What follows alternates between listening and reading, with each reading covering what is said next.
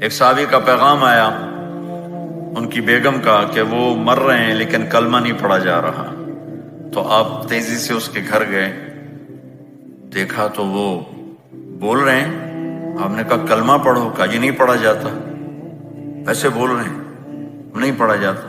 آپ نے پوچھا اس کے والدین میں کون زندہ ہے؟ کہا جی ماں زندہ ہے۔ آپ نے کہا بلاؤ، کہ ماں آ گئی۔ آپ نے کہا تم اس سے ناراض ہو؟ کہا جی ناراض ہوں۔ کیا ناراضگی ہے؟ کہ یا رسول اللہ بدتمیزی سے بولتا تھا، بس اور کوئی ناراضگی نہیں، بہت نیک بچہ ہے، تہجد بھی پڑھتا ہے، روزے بھی رکھتا ہے، قرآن بھی پڑھتا ہے، مجھ سے بولتا ہے تو سخت ہو کے بولتا، ریش ہو کے بولتا۔ تو آپ نے کہا معاف کرتے ہو؟ کہا نہیں میں نہیں معاف کرتا۔ تو آپ نے فرمایا میں اسے آگ لگا دوں پھر سفارش کرو گے؟ کہا ہاں پھر تو کروں گے۔ کہ اگر تو نے معاف نہ کیا تو اللہ اسے جہنم میں ڈال دے گا۔ انہوں نے کہا نہیں میں معاف کرتی ہوں۔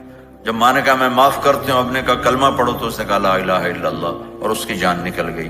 پھر آپ نے ان کا جنازہ پڑھایا اور فرمایا کہ جس نے ماں باپ کو دکھ دیا اس پہ اللہ کی لعنت، اس پہ زمین آسمان کی لعنت، ان کی نہ نماز قبول ہے، نہ روزہ قبول ہے، نہ صدقہ قبول ہے۔ اپنے ماں باپ کو عزت دیں، اپنے ماں باپ کے پاؤں دھو کر پئیں، ان کی دعا لے لیں، وہ دعا آپ کو کہاں سے کہاں پہنچا دے گی۔ ماں باپ کی دعائیں وہ کام کرتی ہیں، ماں باپ کی دعاؤں سے ساتوں آسمان کے دروازے کھل جاتے ہیں، زمین آسمان کی برکتیں سمٹ کر ان لوگوں کے پاؤں میں آتی ہیں جو اپنے ماں باپ کی دعا لیتے ہیں۔